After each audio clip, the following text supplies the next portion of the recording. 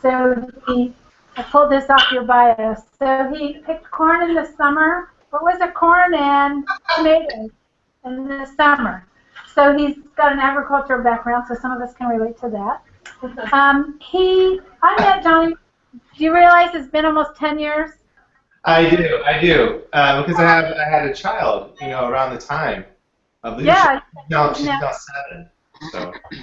So we were in a leadership program together out in California, and Johnny always said he wanted to start a coaching company.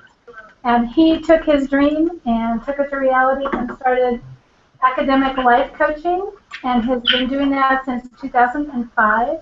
And now he blogs for Newsweek magazine, and he has, and now he trains coaches to actually lead programs in working with youth, looking at academic environments. So do you want to add anything, Johnny? No, thanks, Cindy. That's about right. I've been working with high school students now for about 10 years. Okay. And I started out as a middle school and high school Latin teacher. So I studied Latin and Greek actually in college, and then I found life coaching, and then put the two together, and I've been helping students from a life coaching standpoint find great colleges and get into great schools. And so I thought I'd maybe just talk a little bit about my experience for maybe 5-10 minutes, and then just open it up for questions, and any questions you have, I'll be happy to answer them. Yeah, how does that sound? Sound about right? Sounds good. Yes. Yes. So my approach to the college application here in the United States is most of the students I work with are students who are in the United States, and they're interested in getting into really great colleges. And I didn't find like college consulting. I didn't set out to be a college counselor. But what I found is that when I was working with students from a life coaching standpoint, when students were gaining these skills that helped them thrive in their own lives, they were getting into great colleges naturally. And that's what I really wanted people to, that's what I really wanted students to experience, was when students naturally step up into leadership in their own lives and in their communities, they put together better college applications. So I was a Latin teacher. I taught middle school and high school for 6 years. And while I was teaching, I was trying out all these life coaching principles like a mad scientist in this laboratory. And out of that came what I do now is the academic life coaching program. So it's this little workbook here that has like 10 sessions. And I'd be happy to send you some of those too, some workbooks, just so you can work through them and see them. And so what happened was the students I was working with, they were naturally getting into better colleges because they were doing the things that colleges wanted to see, but no one was directly teaching. And what I discovered is that if any time a student does something outside the bounds of the normal classroom, like anytime you do something that takes a level of proactivity, meaning like writing a novel, starting a club, putting together a community service organization, sports, doing something fantastic athletically or academically. Those are the kind of things that colleges are mostly looking for, because a lot of students have really great grades. They get good, SAT or ACT tests. They have good GPAs, and they're really looking at, like that you are involved in clubs. Those are things that most students are doing. You have to think, what is it that I am really passionate about? What is it that I love to do? And then do some sort of project in that makes it that makes you excited, that you can write about, you can put on your application essay. This is sort of the formula that helps students do, is whenever you find what you're passionate about and explore it, that's what makes you a compelling college candidate. And so that's what I help students do mostly, is figure out what it is they love to do, and then what project will look really good for colleges. When you're thinking about schools in the U.S., or when you're thinking about schools in general, the international students I've worked with, there seems to be this allure that the U.S. has this Like in terms of colleges, like there's this wonderful college experience, and it's absolutely true. Like the college experience is unbelievably awesome, especially when you have a focus of what you want to achieve. And if you're thinking about like this is what I want to do, and this is the purpose that I want to go to this institution, that helps so that just increases your chances so much more. And so that looks like doing some research on college. You know, what professors do you want to work with? Why do you want to work with those professors? What books have those professors written? What articles have those professors written? You know, what is your specific purpose for wanting to go to this institution? You know, it's not a good enough reason just to go to an institution because it's prestigious or that you think it's something that you want to, you know, oh, it looks good on your resume. It's more than that. You're going to a great institution because they have a great professor and you want to work in a specific program.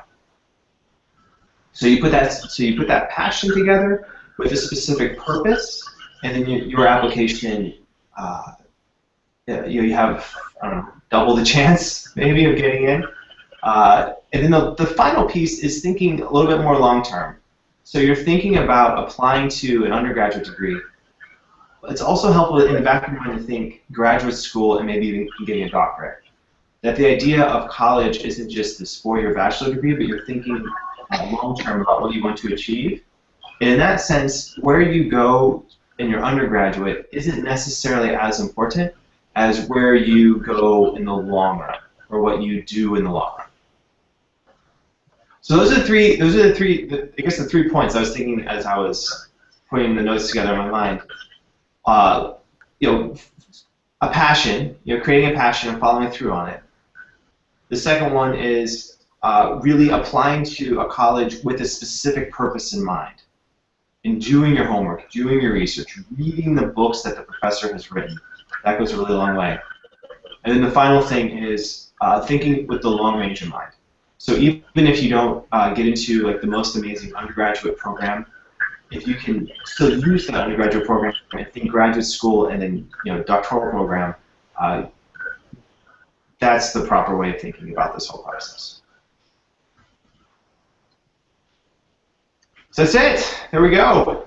So any questions? I'm sure there are some. And ask away. The harder the better. So Johnny, there's this perception that getting into a university in the America is really, really hard, and that you have to have connections, and that you get lucky if you get in to the college your first choice. So part of this is debunking that. Yep. Well, I think if you're looking at the colleges in the U.S., it's really hard, I think, for students to get honed in on this is the one college that's going to be good for me. So oftentimes, even for students in the U.S., to have this idea that this is the one school that this is my top choice. I want to go all in on this school. Like this is what I want to do. That's a really hard. That's a really hard idea to grasp onto. What you're really trying to do is say these are my top 3 to 5 schools. So there are many schools. There are many good schools that you will be happy at, that you will thrive at. And so if you open up your range a little bit and think more in terms of like 3 to 5 schools, you'll have a much better chance, and you won't have so much anxiety or pressure going through the process. That you really want to take the pressure off of you and make the process as fun as possible. You like really open yourself up to those possibilities, and part of that is applying to more than one school. And I think when you are applying to those schools, the thing that increases your odds of getting in are having some sort of engagement or having some sort of community project, really similar to the experience that Cindy and I had in leadership. Doing something that is like outside the bounds of school. If you get into the, if you really tap into the idea of leadership and being of service to other people, that's when you increase your chances, and you'll probably get into the college that you want to get into. But it's not. Yeah, you're trying to you're trying to open up your scope a little bit, not get zeroed in on one college specifically, but open up that scope and maybe look at your top 5 colleges.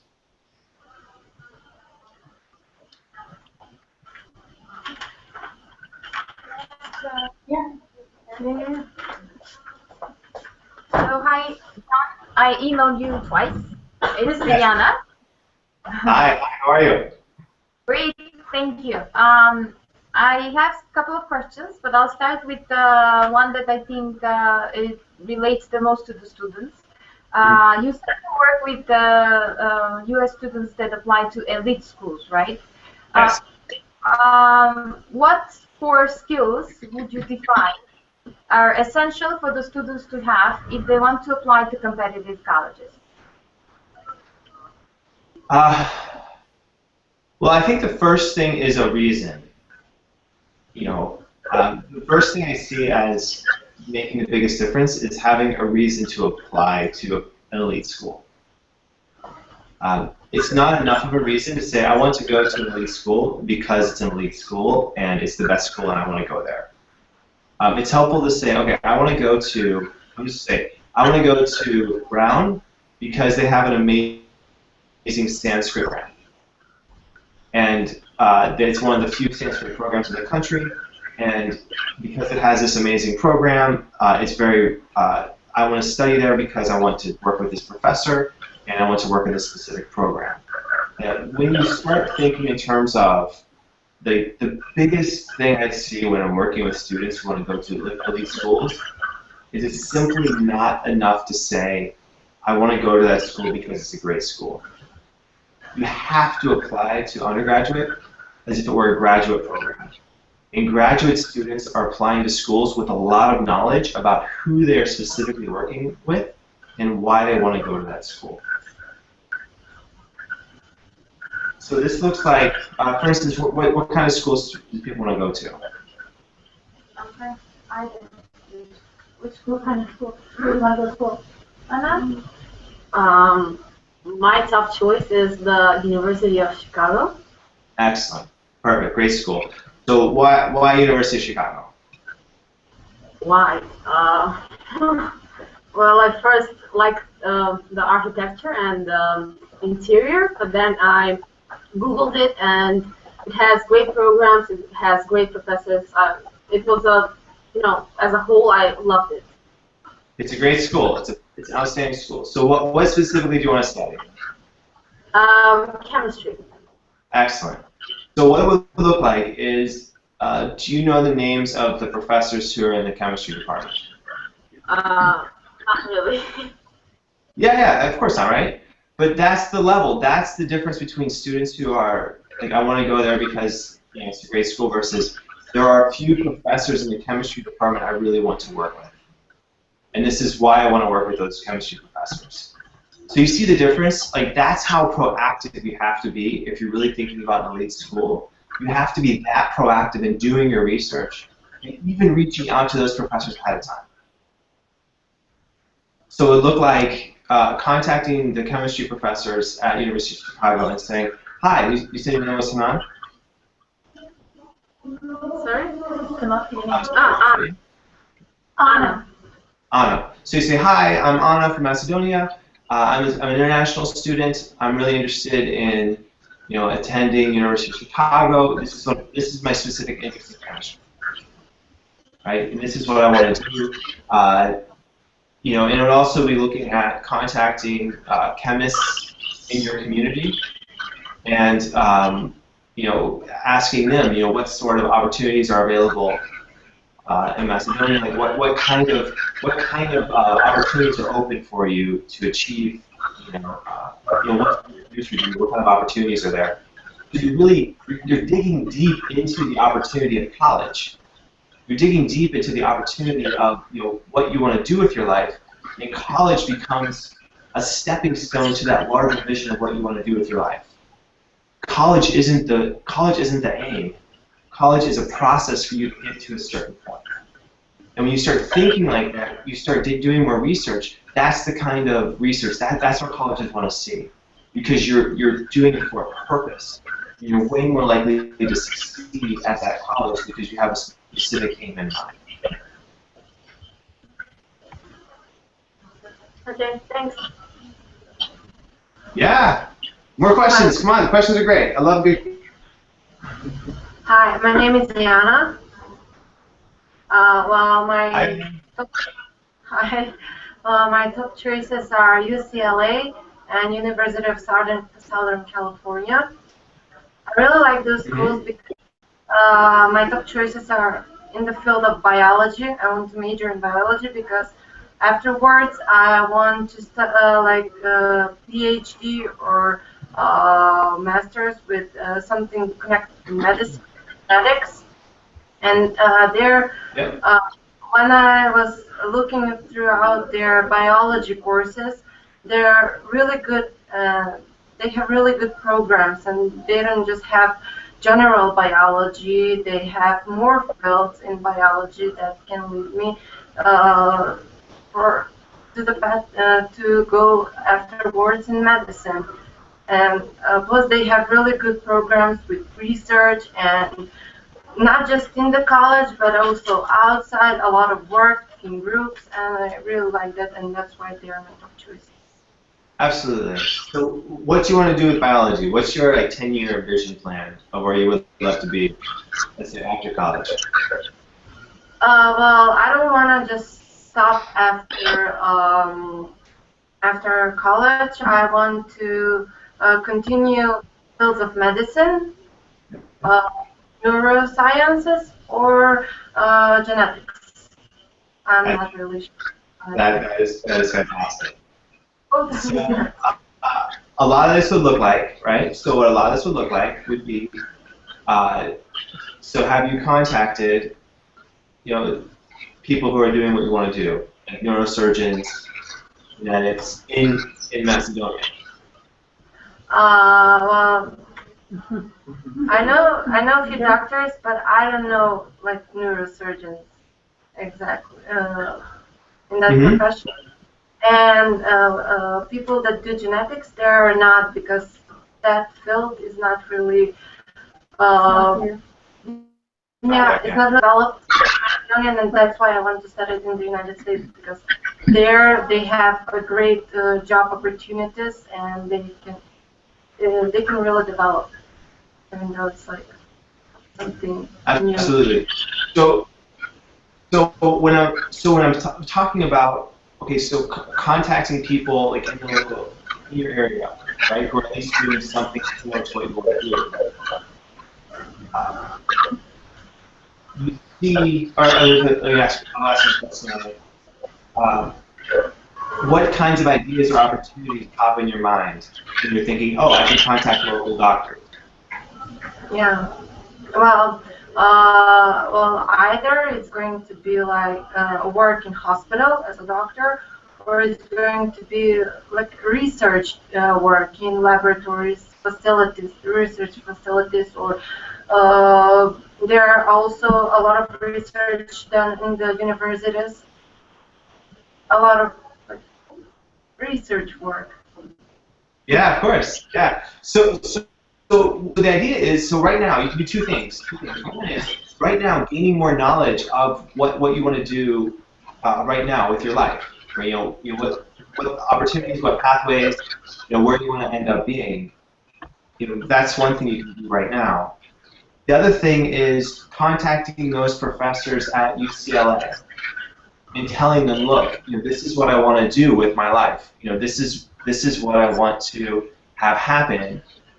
This is my vision of what I want. How will UCLA help me support that vision?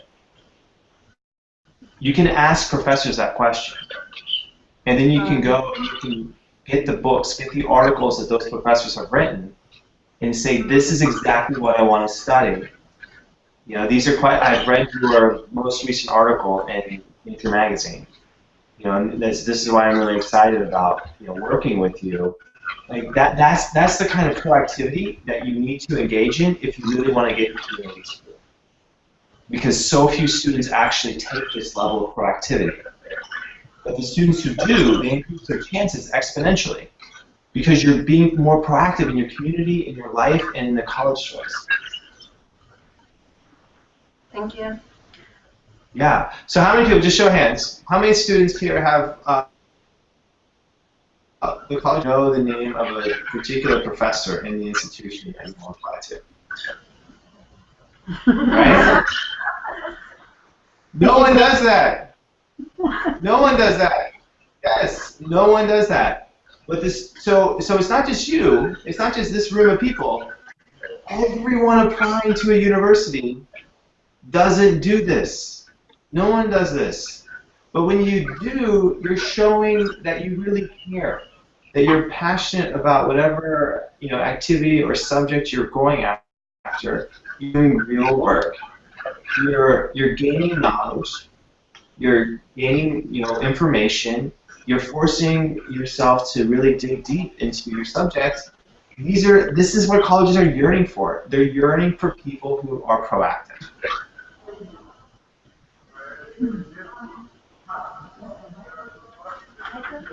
Hi, my name is. And it's not just I mean, I should say it's true. This is even true for students in the United States. I get really excited about this because it's true. It absolutely is.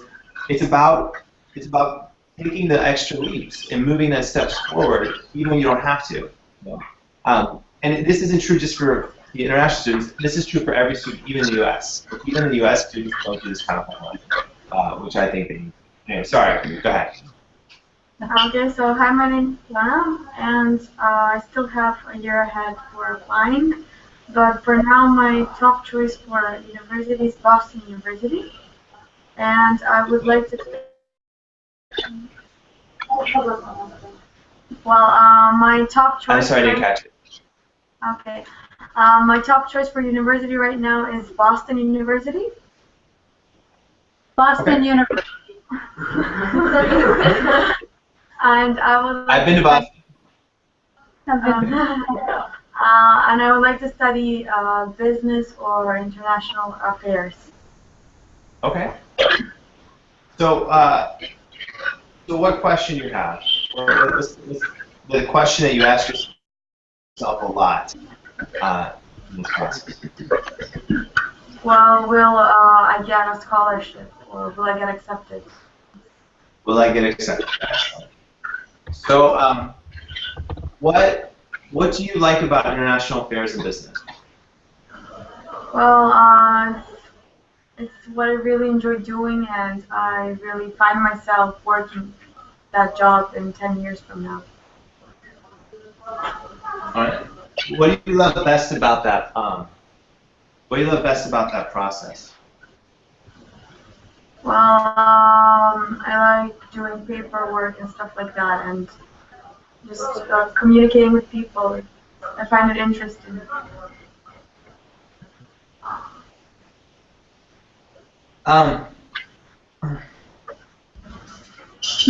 What book has influenced you the most? What book or idea has influenced you the most in international business or this? In business, definitely, I would say the biography of Steve Jobs. Excellent. That's perfect. So I read it too, right? And it's some pretty cool stuff. What would be who are 3 people you could reach out to in your community or this? Who are 3 people you could reach out to interview about what their life is like in the field that you're interested in? Well, my father is a CEO, so I always talk to him, and a lot of my parents' friends are working have their own businesses and are in that field. Excellent. What do they say? What would you imagine they say are the key for you to get where they are? Like, what would you say the path is? What path would they say to get that? No, can you please repeat the question? Repeat it. If you were to ask them, like, hey, how like, what should I do to get to where you are? What would you imagine they would say the steps are? Well, they always say to have new and creative ideas, to think out of the box, and just to earn your spot. Yes, excellent. So what's the thing that you could do in the next 2 months? That would be one small little mini project that demonstrates you thinking out of the box and coming up with ideas. Well, maybe do, I was thinking about doing a project in school for TED Talking. What? TED Talks. TED Talks. Oh, TED Talks. Yeah. A project around TED Talks. Okay. So set up, are you talking about like set up a TEDx for your school? Yeah. Yeah. That's ideal. That is perfect. That is exactly the kind of thing you colleges want to see. There you go. Thank you very much. Yeah, but you see that, right? But you see the process of thinking, right? You want to see, like, that's the process that you have to think in. You have to think, what do I need to do to be successful in this opportunity? You know, and thanks. Yeah, come in. So I have to say a couple things, right? So I work out of my home office, and I have it's fine. So I just got some beta fish, and the beta fish are my daughters are here too, and so they can say hi unless it's okay. They can say hi. This is Paloma. This is my oldest. That's Macedonia. Right? This is so she was born when we met. She's 7. Yeah, she's 7. So now you get to go look at a map and find Macedonia. Yeah, there we go. There's our map. We got a map over here in the world. Right? You see it? Office. I'll put a little star on Macedonia for everyone. Very good. No. Right. Great. Good. So other questions? Okay.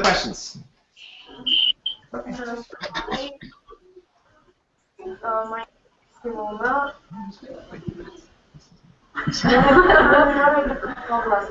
Huh? Raise your hand. Hi, my name is Simona, and I still have a year until I apply for universities. And my plans for now are to major in computer science, but I don't say that I can't change what I'm thinking now. And like a dream school I want to apply in is MIT. So what are the chances for international students to get accepted in? Yeah, MIT is a great school, and it's hard for anybody to get into MIT. It's not like, but I did help a student who got into MIT like early action. So it was like her, in essence, it was like her safety school because she got in really early in the process. You said you were interested in computer science? Like that's what you're doing now? You want to stay in computer science, or do you want to transfer to something different? My plans for now that I can't say that I won't change my mind in the future because I still have a year ahead to apply. Okay. She has a year left, so she may change her mind. Yeah. Okay. It's breaking up a little bit. It's hard to hear everything. So let's say you're interested in computer science. Right. Let's just stick with computer science for now. What kind of programming or what have you studied so far in terms of programming? Well, at school we program in C++, and this is my 3rd year on programming in that program. Yeah. So what have you created? What kind of programs have you created? Or can you create? Nothing exactly, because we still haven't studied so much. It's just basics, nothing more. Exactly. So I'm sure you're aware that MIT they offer like they have free sessions, right? They have that where you can watch videos of professors talking at MIT, and it's like free college lectures online. So that's where you want to go and watch as many of those lectures as you can about computer science. And if you can get to a point where you can develop, let's say, a program, C++, you're probably developing some sort of application. If you can develop an application for your school, or a local organization, or business, that's the kind of thing that you could do that would really help your application.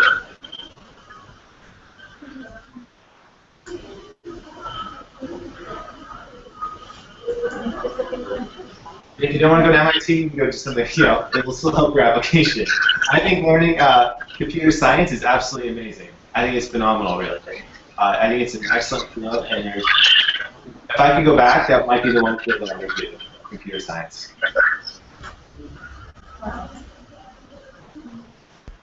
Yeah. I have one more question. So the college search took us the longest. We started maybe in March or earlier, and most of the students still haven't decided on the final college list. What resources would you recommend for, especially for international students? What resources do you consider the best when searching for the right fit? And how do you advise the students, your students, about using the rankings? Yeah.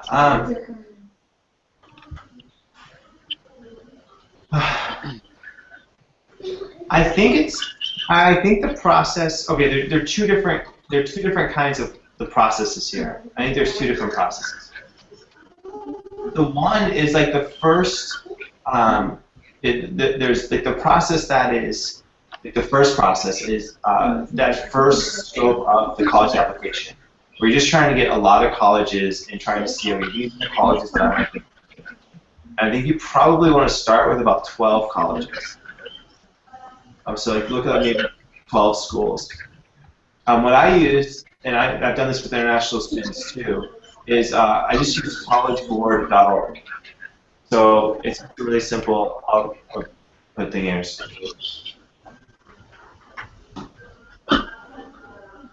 That's basically what I use.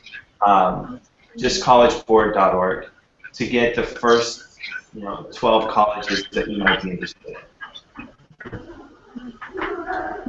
But the huge difference, I think, and the most difficult part for us is that we cannot visit the colleges and universities. No, yeah. Yeah. Yeah. So basically rely on we do have books here at the corner. We usually get the latest editions from the big publishers like Peterson's and College Board. Our library is very well equipped, but still I think it's different when you go and visit the school, right? So Absolutely. Yeah. What's your advice for that? How should students decide when they don't have the chance to go and meet the professors or see the school? So that's where this other step, like the deeper dive into each specific subject, makes more sense. So let's say you're interested in chemistry, right? And you want to go to the University of Chicago. The idea is that you want to contact those professors with really specific questions about the program, about what opportunities are available if you go to the University of Chicago, what kinds of programs are there, and then ask professors, can you Skype for 5 minutes, something like this, right? You want to take that deeper dive into the subject and contact the professors, and their responses will give you a lot of information about the feel of the institution. Are the professors welcoming? Do they really want, do they seem like they want you there? You can ask them what the culture's like. If you can go on Facebook and look at students throughout the University of Chicago and ask them questions. There are so many resources at your fingertips through the internet that you can ask either professors or students at the universities you want to go to what their student culture is like. I'm sure Chicago has a chemistry club. There's some student who has a chemistry club at the University of Chicago. Contact her. Get her email address. Write her a note. Be like, hey, this is me. This is why I'm going to University of Chicago. I'd love to find more information about it. That's the kind of stuff I would do to talk about the fit or talk about what's happening in Chicago. And where should we look for those contacts? Like, where can we get emails and stuff like that from professors, from Google. Yeah, Google it. Yeah, you Google it and you ask questions. It's amazing. It's probably the answer almost to every question is Google it. And I think so. What I'm hoping I'm getting from this is that the college application isn't just passive. Oh, I hope I can get into this school. Like I hope that I hope this happens. I hope this kind of thing. It's not this like there is an element of expectation of oh I want to get into this place. But there's also I want to like there's also this. There's so much you can actually do to help your application if you simply start writing emails to people, and if you ask people, and if you are proactive in the sense of this is who I want to be, this is what I want to achieve, this is what I want to go after. When you do those kinds of things, that's when the magic happens.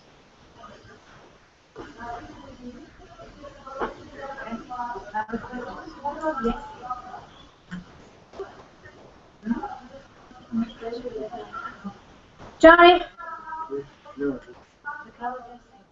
Oh, how much weight does the college essay really have? a lot. And so, can you give us some tips on what would make it strong?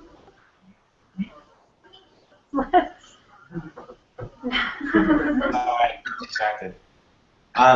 Yeah, the college application, like the essay is absolutely huge. Essays are it's like a delicate art, I think when you're talking about what makes essays really well, the main thing is they're looking for the quality of your writing, where you want to write something that's absolutely, it is your best quality of writing. You want to have something that is. Have any of you read the New Yorker? Have any of you read any articles from the New Yorker? But or New Yorker magazine, or any sort of literary magazine.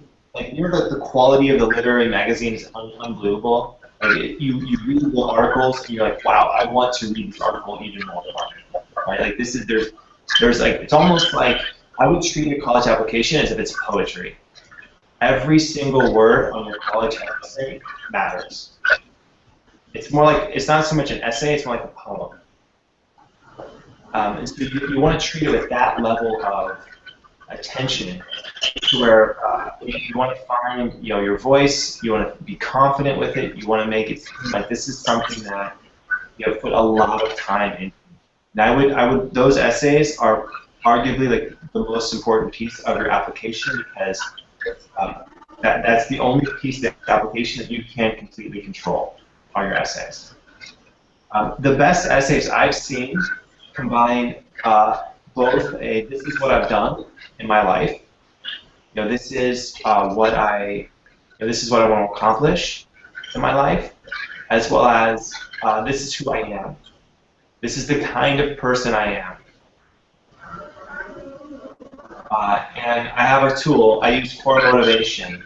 Cindy, I can send you the little handout I use. It's just a simple personality assessment. And this is what I do with students to help them understand this is who I am. This is these are the qualities in me that I know make me this kind of person. And that's what you want to also express in your college application essay. Cool.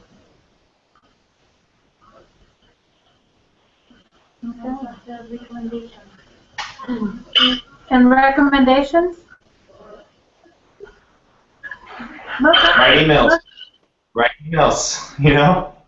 You want to write as many emails as you can to people who you're interested in working with. You want to, who you want to be. I think a really great, like if I were to go through and say, okay, here's your homework.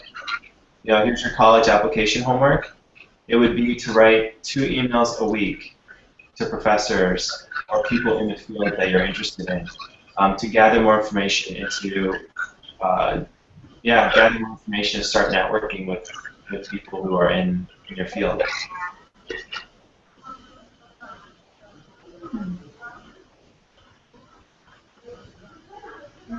Oh, and Google too. I think you want to go with Google a lot. Google is your friend. There's Yeah, go ahead. Sorry. There's a saying that the University of Chicago only accepts 1 student from Macedonia a year. So what am I supposed to do to have higher odds of being accepted? Well, I think 2 things. One is to apply to more than 1 university in the U.S. So I would broaden the idea of this is the one college I want to get into. I would look at 5 different schools. Would be like the first thing that I would do. The second thing I would do is start to differentiate yourself by becoming a mini expert in chemistry, and the opportunities that chemistry offers you, the recent articles that the professors have written, and then contact those professors.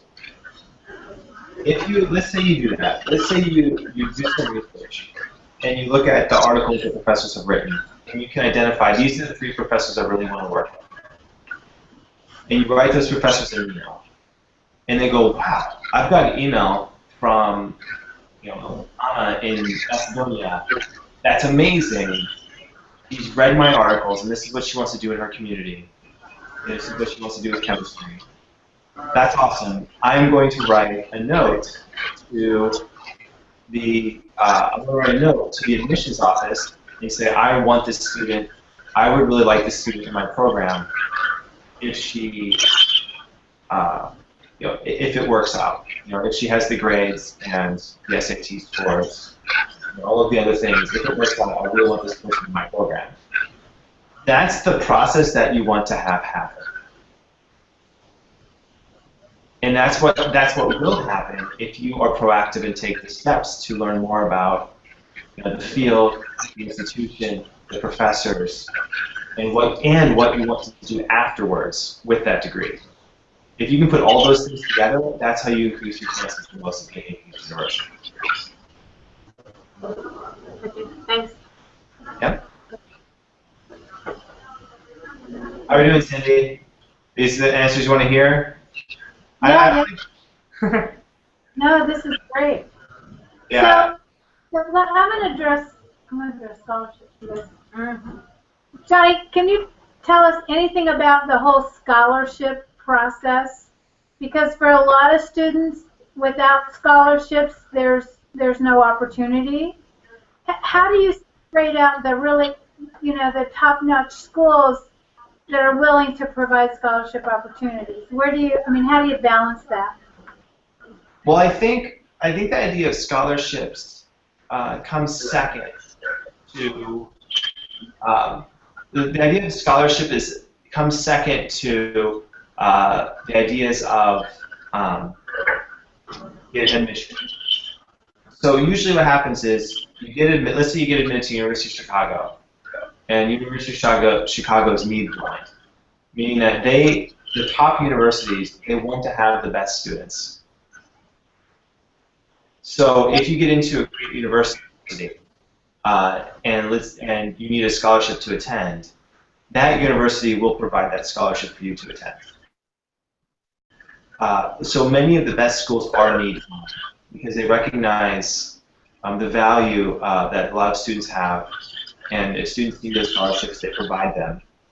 So I think scholarships, in my mind, come second to the admissions process. So I would focus completely on the admissions process first, get into the schools, hopefully get into 2, maybe 3 schools, and then you see which schools give you the most money in terms of scholarships. And that helps the decision-making process. Okay.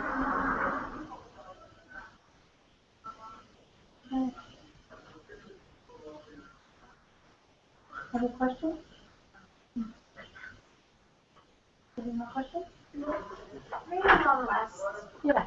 Last question, because John, you mentioned that you have worked with both international students and Americans. How would you say the process of advising international students is different from the one in the States? Or, you know, what do you think international students should do differently in order to improve their chances? Yeah. So I think international students, the one additional piece that I've seen is you have to demonstrate that you also know English very well. And so they want to, if English is not your first language, they want to maintain. Was it TOEFL? I forget the name of the test, but they want you to score really well on that. So that's just from a logistics standpoint, that's a big thing. From an applying to college standpoint, what I have done with international students is a lot of times international students think of being an international student as a disadvantage. Like you think, oh, I'm an international student, this is a disadvantage because only one person is in from Macedonia and Chicago. So it's like, oh, people like get anxious about that. What I have helped international students do is you have to flip that and see your being international as a huge advantage, as something that is that is very much in your favor. And you have to think about it think about your application, your process, from the point of view of being from an admissions officer in the United States. So an admissions officer in the United States is looking for people who are who demonstrate diversity, who demonstrate, you know, this is what I want to do for my community. You know, and these are the values that I'm bringing from my country that I want to share and learn from in the United States. When you're thinking about being an international student as an advantage, and what you've done in your community, and what you can do, what you can take from the institution to bring back to your community, that's the biggest difference I see in international students' applications. And almost every international student I talk with, they're completely freaked out that they think that being from outside the U.S. is not in their favor, when the best students, the best applications I've seen have come that on its head and made being from another country a huge advantage. Not just like, oh, I'm from another country, that's an advantage, but I'm from another country, this is what I'm dealing with, this is what I want to do with my education, and actually do something with it, like set up a TED Talk, or, you know, create some sort of computer program. Do something like that. That's the opportunity that you have, and that's the biggest difference I see between someone from the U.S. and international. Is you have to address the international question. That's what to do is head on. You know, before I jump in, are there other questions? So, Johnny, I'm going to pose a question here because one of the things that I've noticed after being here in Macedonia for a year now is that volunteerism is not necessarily, how do I want to say it? It's not necessarily the most glamorous thing to say that you're doing is that you're a volunteer. in part because the unemployment rate is so high here, particularly for young people. And so there's a sort of paid volunteerism that is sort of seen as, volunteering to get work experience so I can have a job, find a job. And so the whole concept of volunteering isn't real strong. And yet I know, based on volunteering in the States and working in the academic setting, that volunteering plays a huge role in terms of being engaged in your community. Can you speak to that a little bit? Well, I think it'd be, the difference that I would see is in volunteering is that you're not just volunteering to be, you're not just volunteering to put in hours at an institution. And and that used to work maybe 2 decades ago. Like if you're thinking about getting into a college, if you're like, I've had a ton of volunteering hours, people will go, oh, that's great, you've had tons of volunteering hours, like that's going to help. What the trend now isn't so much trying to get volunteering hours, which a lot of people have, but you want to put hours into building something or putting together a cool project. Like the TEDx talk for your school is absolutely perfect. Like that is a perfect kind of project to do for colleges to see. And to think not just like a one-time, okay, like I'm putting this together as a one-time thing, and I want to put, but thinking more in terms of, can I set up a board of students that produce a TEDx talk every year, like the annual TEDx talk of my school, and have like a competition to try to get the best talks in there and try to get people from the community. Like that's the kind of volunteering and the kind of project building that colleges are now looking for. So I wouldn't think of it so much as terms of volunteer hours as much as project hours. And then I wouldn't think of it so much as one-time project hours, but how can I establish something that is even going to continue if I am no longer running it? Sustainability. Yeah, and that's the new sort of in vogue thing. I guess the cool, that's the new black, is how do I get, how do I set up an institution, kind of thing. For example, there was a student I was working with. She's the one who got into early action MIT. She got in at MIT early. That means that MIT became her safety school, right? So what she did when she was a junior is she started a Quidditch club between 4 different high schools. You know Quidditch, like Harry Potter? Oh, yeah. Yeah. So that's what she did. She went around to 4 different high schools, and they, I guess, Middlebury, they have these rules for, they call it Muggle Quidditch. So she did this. She went to 4 different high schools, and they got these little Quidditch teams together, and it became like this annual thing. Now think about it, right? It seems completely ridiculous. Like this is a completely ridiculous thing, like a Quidditch club. How does setting up a Quidditch club help you get into one of the world's best institutions? But what it shows is that she not only is kind of a geek, which is cool, and MIT likes geeks, but she also went to 4 different high schools, right? So she had to coordinate not just within her high school, but she had to go to other high schools and say, hey, do you want to do this? So essentially, she created 4 clubs at 4 different high schools that all coordinated with each other and had this event. And it was supposed to be like a league, like they would play each other, and then like the other teams would play each other, and that kind of thing. So that's the kind of thing that they're looking for. And I wouldn't call that volunteer hours as much as that's a project that she did that was cool. That's what you're looking for more. Okay. It's a project that was cool and that she was passionate about. Yeah, it's fun. You can talk about it, and like, she can talk about, Quidditch is something that is just kind of fun, it's silly, it brings people together, yeah, she organized it, she had to contact Middlebury. I mean, there's a lot of things that she had to do in order to put that together, and it was a lot of work, but it paid off. You can do TED Talks for that. Great. Okay, any other questions? No. I just want to say thank you so much for taking the time and for answering our questions. We really appreciate your help. We do have a million other questions, but we do not want to take much of your time. I hope we can have another session, maybe. Yeah. Yeah.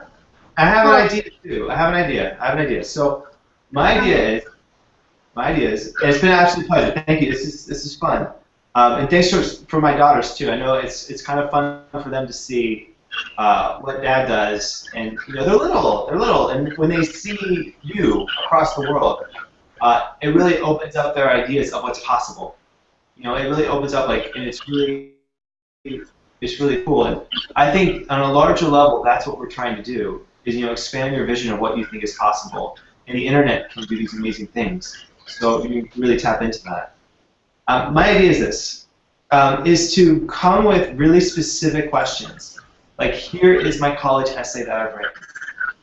Or here are the professors that I want to contact. What does that email look like that I can write them?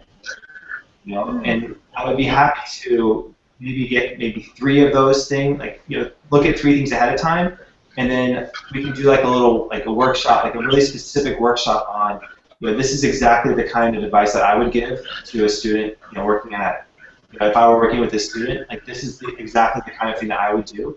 I would be really happy to do that. If you had a really specific, questions like that, I think it'd be really helpful. That'd be great. That'd be great. Yeah, perfect. Well, this is a group that meets throughout the academic year, so, and I know, now that we know your schedule in terms of the hour difference, I think this might work out really well. So we will definitely be back in touch. Yeah, and there's times. I mean, I do travel, some internationally too. So there's opportunities for that as well. Maybe one day I'll make it to Macedonia. You never know. You never know. All right, John. Thanks. Do a TEDx talk. I'll see if I can make it. All right, we'll see if that can happen. All right. Okay. Thank you. Bye. Bye. Bye.